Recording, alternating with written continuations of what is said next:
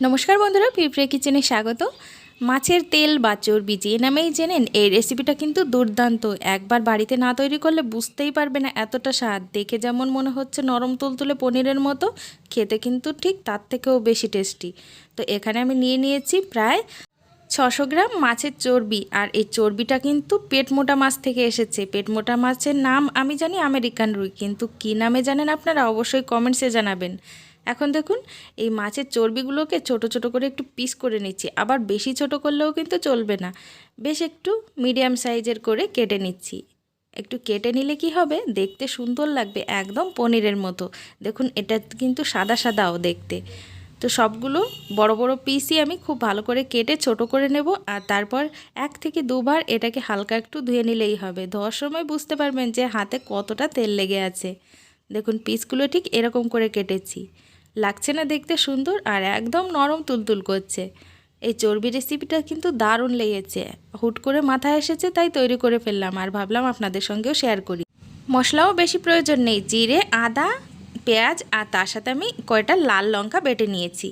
বাটা মশলায় রান্না করলে কিন্তু টেস্টটাই আলাদা হবে, দারুণ কিন্তু খেতে হবে।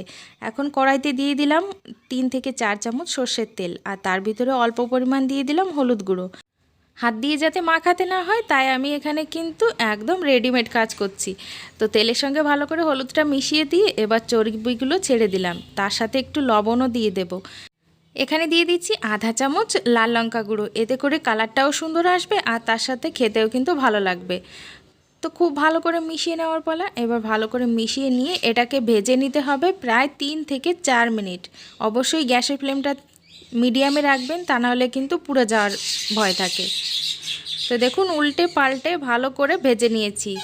সাইডটা একদম মনে হচ্ছে যেন পনিরের মতো সাইডটা হালকা ভাজা ভাজা হয়ে গেলে তখন এগুলোকে নামিয়ে নেব।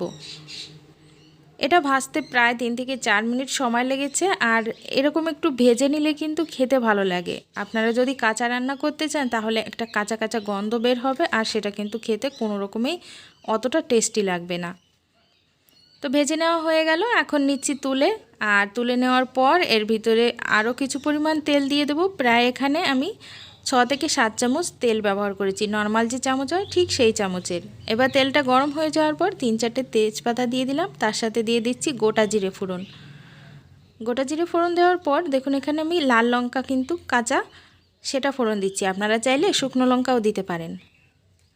নাড়িয়ে চাড়িয়ে এটাকে হালকা একটু ভেজে নেব, যাতে তেজপাতা থেকে খুব সুন্দর একটা সেন্ট বের হয়।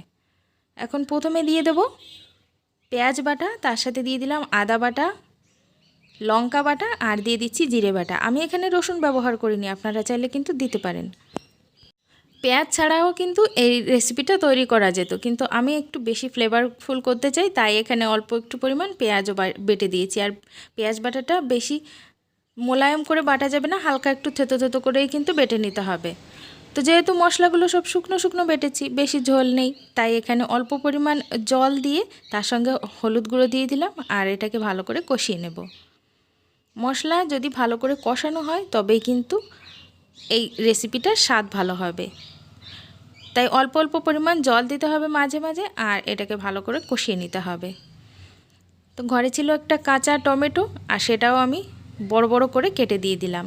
দেখুন, বলেছিলাম প্রথমেই যে অল্প জল দিয়ে দিয়ে কষিয়ে নিতে হবে, তাই আরও একটুখানি জল এখানে দিয়ে দিলাম। মাঝে মাঝে 2 থেকে 3 চামচ করে জল দিচ্ছি, আর ভালো করে কষিয়ে নিচ্ছি। তো কষানো শেষ, টমেটোটাও হালকা একটু সফট হয়ে গেছে। এবার ভেজে রাখা মাছের চর্বিগুলো দিয়ে দিলাম। মাছের চর্বিগুলো দেওয়ার পর আরও 1 মিনিট একটুখানি নাড়িয়ে চাড়িয়ে নিয়েছি। দেখুন, মশলাগুলোর সঙ্গে একদম মিশে গেছে, আর কড়াই থেকেও কিন্তু ছেড়ে দিয়েছে। তো এই সময় অল্প পরিমাণ জল দেব।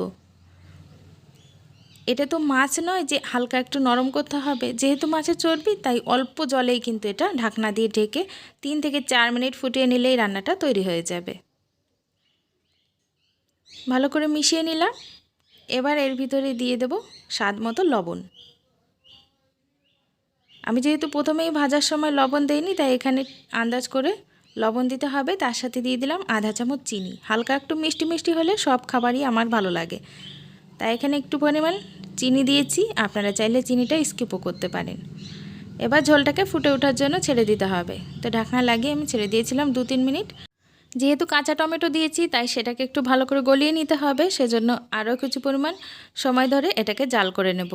তো এর ভিতরে দিয়ে দিলাম 2টো কাঁচা লঙ্কা। যদি লঙ্কার পরিমাণ কম হয় এটা দিয়েই কিন্তু হয়ে যাবে।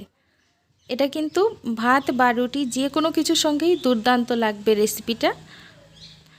তো গ্যাসের ফ্লেমটা মিডিয়ামে রেখে এখন এটাকে আরও 2 থেকে 3 মিনিট রান্না করে নিচ্ছি। তো 2-3 মিনিট প্রায় হয়ে আসলো আর রান্নাটা প্রায় কমপ্লিট হয়ে গেছে। গামাখা ঝোল করে নামালে কিন্তু সব থেকে বেশি ভালো হয়। তো আমি এখানে বেটে রেখেছিলাম 1 চামচ গরম মশলা। অল্প পরিমাণ জল দিয়ে শিলনোড়ায় বেটে নেওয়া গরম মশলাটাই এখন দিয়ে দিলাম আর দিয়ে ভালো করে মিশিয়ে নিচ্ছি আর ঢাকনা লাগিয়ে আরও 1 মিনিট এভাবেই ছেড়ে দেব। 1 মিনিট রান্না করা হয়ে গেলে কিন্তু রেসিপিটা একদম কমপ্লিট। তো এখন আপনাদেরকে সার্ভ করে দেখিয়ে দিচ্ছি যে এটা ঠিক কতটা লোভনীয় হয়েছে। তো দেখে তো বুঝতেই পারছেন আপনারা, যতটা লোভনীয় হয়েছে দেখতে ততটাই কিন্তু এটা খেতে স্বাদ হবে। তো বাড়িতে অবশ্যই তৈরি করবেন। আর কেমন লাগলো আমাকে কমেন্টস করে জানাবেন। চ্যানেলে নতুন হলে সাবস্ক্রাইব করে অল নোটিফিকেশনও অন করে দেবেন, যাতে পরবর্তী সমস্ত রেসিপি আপনারা দেখতে পারেন। তো আজকের মতো এখানেই বিদায় নিচ্ছি, দেখা হবে অন্য রেসিপিতে। ভালো থাকবেন ততদিন আর সুস্থ থাকবেন। বাই।